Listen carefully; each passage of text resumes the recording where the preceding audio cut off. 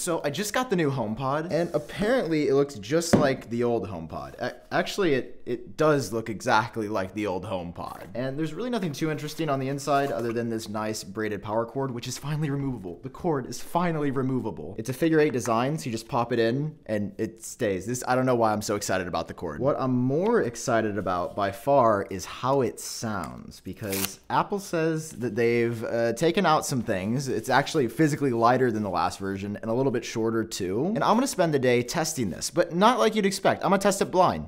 This is actually harder than it seems. Oh, against the old HomePod, of course, the 2018 model, because apparently they changed the number of tweeters on the inside, and I'm curious if there's actually any sound difference. So I went and grabbed my closest ski mask and goggles and got all ready to go. Okay, so my friend behind the camera is gonna be playing us 10 different tracks on the HomePods today, switching between both, and I'm just gonna say either the first one or the second one sounds better. He's gonna be switching them up. Let's go. And rather than sitting here in real time to watch this entire 35+ minute uncut audio test, let's just skip to the results, because that's what we are here to see, in which you will notice something quite intriguing. While blind, without knowing which HomePod I was listening to, I picked the older HomePod from 2018 7 out of 10 times, with only 3 wins in this entire test going to the new HomePod 2nd gen. And here's a good clip from the audio test itself of me describing why I picked what I picked. Yeah, I mean, they are close on a lot of them. Like, I don't want to sit here and make it sound like one is just so dramatically better in every way. The only difference I'm really noticing are in the higher frequencies. Like that one, the last one that we played there just sounded way more natural. It didn't sound as harsh. I feel like the other speaker was like really trying to be like, I can do the highs. And it's like, you kind of can, but this one just does it, and it doesn't sound like it takes much effort. And while I know playing a music demo for you over YouTube is not going to be scientific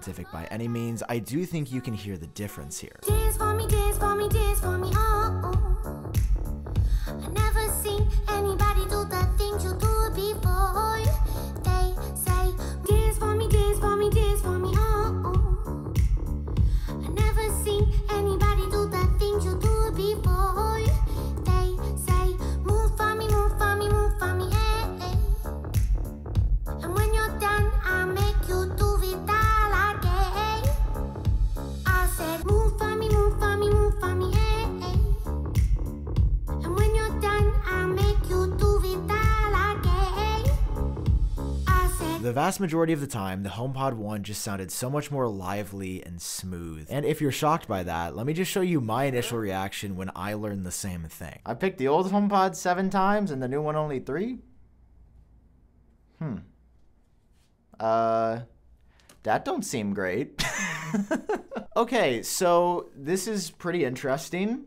I'm curious, what was, I was talking about the highs a lot, and they changed the tweeters on the new one. And what was my criticism of the sound is that the highs were consistently better, 7 out of 10 times on the old HomePod that has more high-frequency tweeters. I do want to be clear here. Both of these sounded good, but as somebody who really cares about audio, I'm not an audiophile by any means, but I know what sounds good and what sounds bad.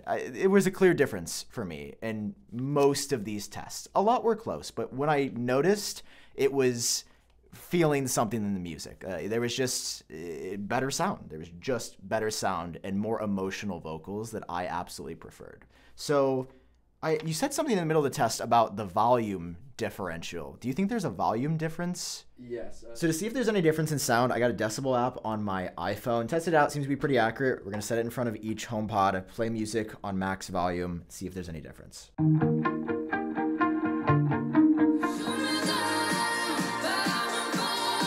Okay, so we peaked out, it looks like at 106.7 decibels. But I will note, like, it didn't sound that loud. I don't know. I mean, it fills the room. It's fine. I don't know. I really would like more sound for $300. I'll say that. Let's try the old HomePod.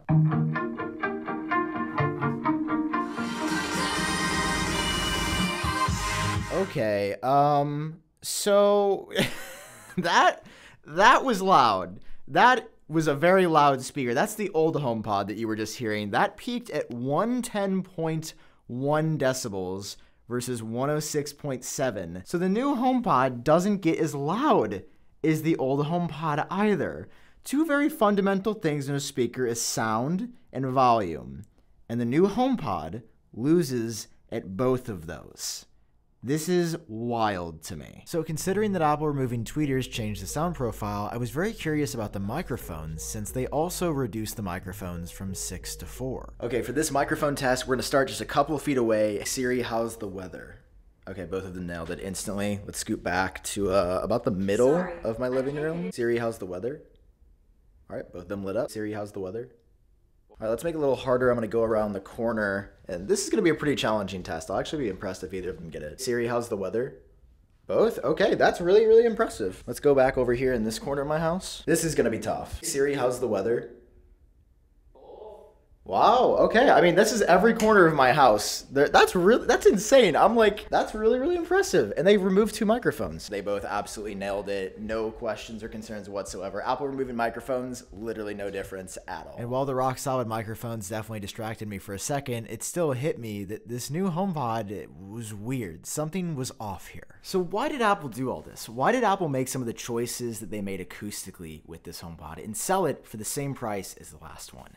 I couldn't figure it out for like days after this announcement, but having it in person, hearing it, and seeing them side by side, I think I finally figured it out. When Apple released the first HomePod in February of 2018, they entered the market really high. They started at $349 for the original HomePod, which compared to Amazon Echo or Google Home, it was just nowhere near those $50 to $100 devices. And it's likely this higher price compared to rivals that made the HomePod a pretty tough sell, with it gaining only about 6% market share in an entire year after being released. So then all of a sudden, one day in August of 2019, Apple drops the price $50 to $299. But remember, it started at $50 higher. I mean, number one, this is unheard of for an Apple product. I can't think of a time in any recent moment when they've done that wasn't a sale or a promotion. And number two, it suggested that something was wrong with Apple's original pricing. See, when Apple dropped the price of the HomePod by 15% for us, their cost to make it stayed the same. That 15% is just something they were going to have to eat from now on. But this move forced Apple into a situationship with the HomePod that they never expected. So rather than continue to sell this at a lower profit margin in perpetuity, they did it for a couple of years and then discontinued the product in 2021. And between then and now, they just needed a creative way to make it a little bit cheaper for themselves to manufacture. And this is the only way I'm able to explain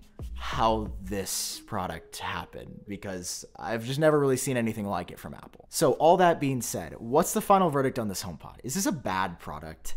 In some ways, yes. It really should never sound worse than the previous generation. But in other ways, I love what Apple is doing with the Matter support for third-party smart home accessories. The fact that that is now standard on this is going to be a huge deal for smart home stuff in the future. And while it sounds small, the new temperature and humidity sensor has already been a game changer for me. I found out that my air in my apartment is ridiculously dry, and I wake up all the time with like a dry, stuffy nose. But it's like, oh, when your humidity is too little in your house, you get all these bad things. And I didn't know that before my HomePod. Like, that is so cool. It's on the HomePod Mini. That feature is there too. That's incredible.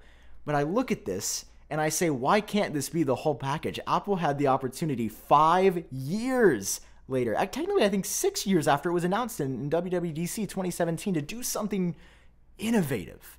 There's nothing innovative about this product. And I expected better from Apple, who's my favorite company and who kills everything. This is one of those rare misses from them. It sounds fine, but the last one sounded great, and that's the problem. Okay, that's all for this video. I hope you guys enjoyed it. If you learned something new, drop a like, share it with somebody else as well. Yeah, HomePod, man, this is a wild ride. Thanks for watching. See ya.